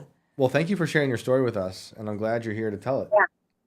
Thank you. Of course, and I appreciate your time. Thanks for having us. Thank you. Bye. Man, that's scary. That is my second greatest fear. We talk about all my great fears on this show. Good. This is Awful. exposure therapy now. Yeah, yeah. Before we go, I figured I was going to tell the story that I told before we went live, and you tell yours after about where I was for the Malaysian flight. Oh. For those who watched The Culture with me and Ashton, you probably heard it then, but I'll say it again. When the Malaysian flight went missing before I knew the news, before it broke, I was living in Brooklyn, and my wife and I were near what they called Chinatown. It was a smaller version of the Chinatown in Manhattan. We were in Brooklyn. And on this day, we were like, we're going to go check out this Malaysian food restaurant that we never ate at before.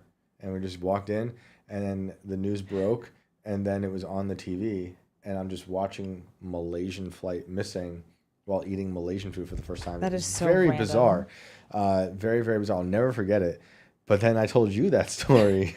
Oh yeah. And then Well, I was telling you how like, so for 9/11, I was in high school, and it was like Spirit Week, and this particular day was like dress-alike day, and there were two guys dressed as the Twin Towers. that's crazy. Like, and then hours later it happened. That's which is crazy. and I'm in New York too. well, so in it's New like- York. What? That's crazy. It's Yeah. crazy, like, to imagine being dressed like the Twin Towers Oh, I know. on that day. On that, like, what are the like who? It's like a script. Yeah. It's like Well, who's been eating scripted. Malaysian food? I don't know whose is weirder, honestly. I feel like yours is weirder. Well, that was wild. It was awesome. I want to thank Ashton for Yes. showing up, and thank you to our callers. And Oh, a lot of people are in the chat are asking about how to call in. Give us the cool. information on that, yeah, so they know. if you guys want to call in, hit me up. It's Shane Cashman at scanner.com, SCNR.com. So my name at scanner.com.